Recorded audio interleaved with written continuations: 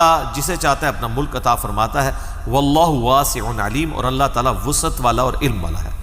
وقال لهم نبیہم، اور ان کے نبی نے ان سے کہا، ان آیۃ ملکہ ان یأتیکم التابوت فیہ سکینہ، کہ یہ جو طالوت کی بادشاہی ہے اس کی نشانی اللہ کی طرف سے یہ ہے، یعنی تمہیں اگر شک ہو کوئی معاذ اللہ میں نے تم سے غلط بیانی کی ہے تو اللہ تعالیٰ نشانی کے طور پہ کہ اللہ تعالیٰ کی تائید اس کو حاصل ہے، اللہ تعالیٰ تمہیں تابوت سکینہ واپس لوٹا دے گا، وہ تابوت جس میں تمہارے لیے سینوں کا سکون ہے، من ربکم، تمہاری رب کی طرف سے، وبقیۃ مما ترک آل موسیٰ و آل ہارون، اور اس میں موسیٰ علیہ السلام اور ہارون علیہ السلام کے چھوڑے ہوئے تبرکات بھی موجود ہیں، تحملہ الملائکہ، جسے فرشتے اٹھائے ہوئے لائیں گے، ان فی ذالک لآیہ، اس میں تمہارے لیے ہوگی نشانی، لکم، تمہارے لیے، ان کنتم مؤمنین، اگر واقعی ہی تم ایمان لانے والے ہو، بات ماننے والے ہو۔ تو اب اس سے لگ رہا ہے کہ فرشتے وہ لے کر آئے۔ باقی اسرائیلی روایتوں میں آپ جائیں مسلمانوں کے تفاسیر میں، جو میں نے کہا کہ ظاہری الفاظ تو یہی ہیں کہ فرشتے لے کے آئے، لیکن اس کے لیے کوئی نہ کوئی سبب تو بنتا ہے۔ تو وہ کہتے ہیں کہ جو کفار تھے نا، وہ اس تابوت سکینہ کو بنی اسرائیل سے اٹھا کر لے گئے، تو جہاں وہ لے گئے وہاں پہ وبائی امراض اور بیماریاں آئیں، تو ان لوگوں کے دلوں میں اللہ نے یہ بات ڈالی ان کے کاہنوں کے ذریعے جس طریقے سے بھی، کہ یہ اس تابوت کو یہ تمہارے لیے نوست کے طور پہ ایسے چھوڑ دو۔ تو انہوں نے ایک بہت بڑے جو گڈھا تھا، ایک سمجھ لیں بیل گاڑی، اس کے اوپر اس کو رکھا اور ہانک دیا کہ وہ جدھر بھی جائے ادھر نکلے۔ تو وہ فرشتے اسے ہانک کے بنی اسرائیل کے پاس واپس لے، حالانکہ یہ بڑی پرانی بات تھی کہ وہ لے گئے ہوئے تھے۔ تو ایگزیکٹ اسی موقع پہ جب طالوت کو اللہ تعالیٰ نے مقرر کیا، تو یہ پیغمبر نے پہلے ہی بتا دیا کہ بھائی، تو وہ فرشتے، ان ڈاکٹر صاحب کے موقع پہ فرشتے ہانک کے لائے ہیں، وہی کہتے ہیں جی وہ تعریف کر رہے ہیں قرآن میں، وہ فرشتوں سے انکار نہیں کر رہے۔ اہل حدیث کہتے ہیں نہیں، ظاہری الفاظ پہ لیں کہ فرشتے فزیکلی سامنے آئے، چلو اگر فزیکلی بھی آگے ہوں، اینڈ رزلٹ سیم ہی ہے، اس کے اوپر بحث نہیں کرنی چاہیے۔ اس طرح کی تعویلات میں پہلے بھی بول چکا ہوں۔ بہرحال وہ لے کر آگے۔ اس میں کیا تھا؟ حضرت موسیٰ علیہ السلام کا عصا تھا، جو آج کل یہ پھر دوبارہ سے کہہ رہے ہیں ہم، یعنی بیت المقدس کی توسیع کے اعتبار سے وہ کہہ رہے ہیں اس میں نیچے تہہ خانوں کے اندر تابوت سکینہ موجود ہے۔ تابوت سکینہ پہ میرا الگ سے ایک کلپ ریکارڈڈ ہے، آلموسٹ 5 لاکھ کے قریب یوٹیوب پہ لوگ دیکھ چکے ہیں۔ آپ تابوت سکینہ لکھیں یوٹیوب کے اوپر، وہ ویڈیو کھل جائے گی۔ آج میں اتنی ڈیٹیل میں نہیں جاؤں گا، بس موٹی موٹی بات کر رہا ہوں۔ تو اس میں عصا موسوی تھا، وہ آج اگر یہودی حاصل بھی کر لیں تو وہ کچھ کر تو نہیں سکتے، وہ حضرت موسیٰ کے ہاتھ میں ہی تھا معجزہ۔ حضرت موسیٰ علیہ السلام کی جبہ مبارک، آپ کی مبارک جوتیاں، اور ایک بوٹل کے اندر جو من ان کے اوپر، من و سلوا تو وہ پرندے تھے نا، جو وہ رات کے وقت شبنم کے قطرے نازل ہوتے تھے وہ جو ریگستان میں، اور وہ پھر میٹھی میٹھی بوندیاں یا وہ شکر کی گولیاں بن جاتی تھیں، وہ چند ایک تبرکات بزرگوں کے وہ چلتے آ رہے تھے، یعنی یہ وہ اصل والے تبرکات نبیوں والے، تو وہ اس کے اندر موجود تھے۔ اور بنی اسرائیل کا یہ عقیدہ تھا کہ جس جنگ میں ہمارے پاس اگر یہ ہوگا تو ہمیں فتح نصیب ہو جائے گی، لیکن دیکھ لیں وہ آ بھی گیا، پھر بھی لڑنے کے لیے تھوڑے لوگ ہی گئے ہیں۔ اب وہ جناب کنکلوڈنگ آیات آ رہی ہیں۔ فلما فصل طالوت بالجنود، جب طالوت علیہ السلام اپنی فوج کے ساتھ روانہ ہوئے تو انہوں نے اپنی اس فوج کو کہا، قال ان اللہ مبتلیکم بنہر، ان قریب اللہ تعالیٰ تمہیں ایک پانی کی نہر کے ذریعے آزمائے گا، فمن شرب منہ فلیس منی، تو جس نے وہاں سے پیٹ بھر کے پانی پی لیا تو وہ مجھ سے نہیں ہوگا، ومن لم یطعمہ فانہ منی، اور جس نے پانی نہ پیا وہ مجھ سے ہوگا، الا من اغترف غرفۃ بیدی، ہاں اگر ایک پانی کا چلو سے جتنا پانی جو تھوڑا سا پی سکتے ہو، 1-2 چلو، اس کی اجازت ہے۔ ظاہر ہے وہ اتنا ٹف سفر کر کے آئے تھے اور پیاس سخت لگی ہوئی تھی، اب وہ اگر اونٹوں کی طرح پانی پینا شروع کر دیتے تو آگے جنگ انہوں نے کیا لڑنی تھی؟ کہتے نا بھوکھا شیر جڑا صحیح لڑتا ہے، تو اگر پانی پی لے تو بندہ، جس طرح آپ بھی افطاری کے بعد جب 3-4 گلاس پھڑکا جاتے ہیں ادھر ہی گر جاتے ہیں نا، تو اللہ تعالیٰ نے آزمایا کہ پیاس بھی تھی لیکن پانی بس اتنا کہ جسے کہتے ہیں کلی کرنے کے برابر، تھوڑا سا ایک حلق تر کرنے کے لیے، کیونکہ آگے جنگ کرنی ہے۔ اب اتنی پیاس ہے تو پیو گے تو پھر تو بیٹھ ہی جاؤ گے ادھر، بس وہی ہوا۔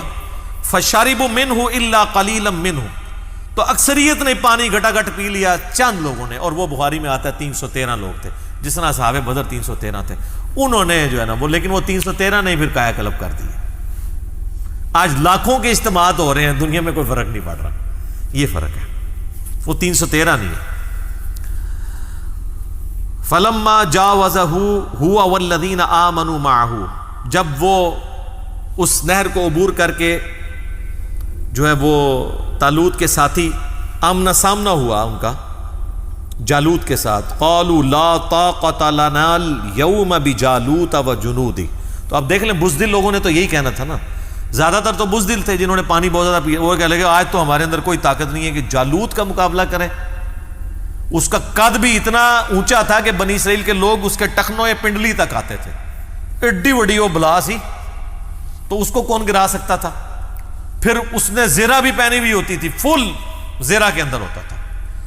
ایک آنکھ کا حصہ اس نے صرف چھوڑا ہوتا تھا جس سے وہ دیکھتا تھا. تو اس سے تو اکیلے سے کوئی نہیں لڑ سکتا تھا. اور پھر اتنا بڑا لشکر. قال الذین یظنون انہم ملاقو اللہ، لیکن وہ لوگ جنہیں یہ یقین ہے کہ مر کے اپنے رب کے پاس جانا ہے، وہ جو 313 تھے، وہ کہنے لگے کم من فئۃ قلیلۃ غلبت فئۃ کثیرہ باذن اللہ. اور کئی دفعہ ہوا ہے کہ چھوٹی سی جماعت نے بہت بڑے لشکر کو اللہ کے اذن سے شکست دے دی ہے. یہ تم کیا بات کر رہے ہو کہ اس کو ہم شکست نہیں دے سکتے؟ واللہ مع الصابرین، اور اللہ تعالیٰ صبر کرنے والوں کے ساتھ ہے. ولما برزوا لجالوت، جب جالوت سے ان کا مقابلہ ہوا، گولیت اس کا آپ کو بائبل میں یعنی اولڈ ٹیسٹمنٹ کے اندر آپ کو یہ نام مل جائے گا، وجنودہ، اور اس کی فوج کے سامنے، تو اہل ایمان نے کہا قالوا ربنا افرغ علینا صبرا، اے اللہ ہم پہ صبر انڈیل دے، وثبت اقدامنا، اور ہمارے پاؤں کو مضبوط کر دے، فانصرنا علی القوم الکافرین، اور ہمیں کافروں کے مقابلے پہ مدد عطا فرما. آمین. سر یہ دعا غزوہ بدر سے پہلے یہ نازل ہوا ہے سب کچھ، تو مسلمانوں کو بھی اللہ نے دعا سکھا دی تھی کہ تمہارے اوپر بھی بدر والا معاملہ آنے والا ہے، تو تم نے یہی دعا مانگنی. پھر صحابہ کرام نے یہی دعا مانگی اور اللہ تعالیٰ نے مسلمانوں کو بھی فتح دی. فَهَزَمُوهُمْ بِإِذْنِ اللَّهِ، پس انہوں نے شکست دے دی اللہ کے اذن سے جالوت کی قوم کو اور اس کی فوج کو. وَقَتَلَ دَاوُودَ جالوت، اور داؤد نے جالوت کو قتل کیا.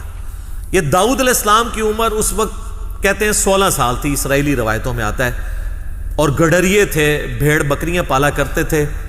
ان کے پاس ایک گوپیا ہوا کرتا تھا، ایک چمڑے کا بنا ہوا، ایک سمجھ لیں ایک ہاتھ سا، جس میں وہ پتھر رکھ کے اور ساتھ رسی باندھ کے نا یوں گھما کے پھینکتے تھے. پرانے زمانے میں لوگ اسی طریقے سے شکار کیا کرتے تھے، یا گلیل ہوتی تھی یا تیر کے ساتھ. یہ بچپن سے چونکہ اس کے ماہر ہوئے ہوئے تھے، ان کا نشانہ بہت زبردست تھا، اور یہ شیروں کے اور بھیڑیوں کے جبڑے توڑ دیتے تھے ایک پتھر کے ذریعے رکھ کے. تو اتنا زبردست نشانہ تھا.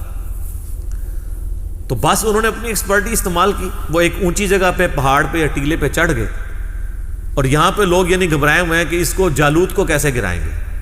انہوں نے کہا اس نامختون کا جو انجام میرے ہاتھوں ہوگا. یعنی یہ بنی اسرائیل کے لوگ اپنے مخالفین کے لیے ایک نٹوریس ورڈ کے طور پہ استعمال کرتے تھے کہ ہم ابراہیمی ختنے کرواتے ہیں اور یہ نامختون ہے. تو انہوں نے پھر اس گوپیے کے اندر وہ پتھر رکھ کے جب رسی گھمائی اور پھینکا، تو وہ جو ایک ہی آنکھ کی جگہ میں نے بتائی ہے نا تھی نا، وہ نشانہ ایسا تھا کہ وہ آنکھ سے وہ انٹر ہوا، اس کے دماغ میں چلا گیا. دماغ میں کوئی چیز چلی ہے تو وہ بڑے سے بڑی بھی کوئی بلا چیز ہو تو وہ حضرت داؤد علیہ السلام جو ہے وہ اس طرح منظر عام پہ آگے. کیونکہ طالوت علیہ السلام تھے تو انہوں نے پھر بعد میں اپنی 16 سال تو انہوں نے حکومت کی، اور اپنی بیٹی کا نکاح بھی حضرت داؤد کے ساتھ کر دیا. اس سے پھر حضرت سلیمان پیدا ہوئے. تو حضرت داؤد علیہ السلام اس طریقے سے منظر عام پہ آئے. وَقَتَلَ دَاوُودَ جالوت، اور قتل کر دیا داود نے جالوت کو. وَآتَاهُ اللَّهُ الْمُلْكَ وَالْحِكْمَةَ، تو اللہ تعالیٰ نے انہیں بادشاہی بھی عطا کی اور حکمت بھی، نبوت عطا کی. وَعَلَّمَهُ مِمَّا يَشَاءُ، اور اللہ تعالیٰ نے جو چاہا ان کو سکھا دیا. اب دیکھیں طالوت تو پیغمبر نہیں تھے، لیکن ان کا داماد پیغمبر ہوا حضرت داود علیہ السلام. اور پھر یہ بنی اسرائیل کی ہسٹری، یعنی طالوت 16 ایئرز، جالوت یعنی اس کے بعد داود علیہ السلام جنہوں نے جالوت کو قتل کیا تھا 40 سال، پھر ان کے آگے بیٹے 40 سال سلیمان علیہ السلام. لیکن سلیمان علیہ السلام کے پھر 2 بیٹوں میں اختلاف ہو گیا، وہ پیغمبر تو نہیں تھے، اور وہ پھر 2 ریاستیں جو ہے وہ قائم ہو گئی. اور پھر آہستہ آہستہ ان کے اندر وہی معاملات شروع ہوئے، پھر ان کی حکومت ختم ہو گئی. پھر اللہ تعالیٰ نے حضرت عزیر علیہ السلام کو ان میں مبعوث کیا پھر ان کی دعا کی برکت سے دوبارہ سے پھر بنی اسرائیل کو عروج ملا، اور وہ عروج جو ہے وہ حضرت سلیمان علیہ السلام اور حضرت داؤد علیہ السلام کی جو سلطنت تھی اس کے مقابلے کا ایک عروج دوبارہ سے انہیں ملا۔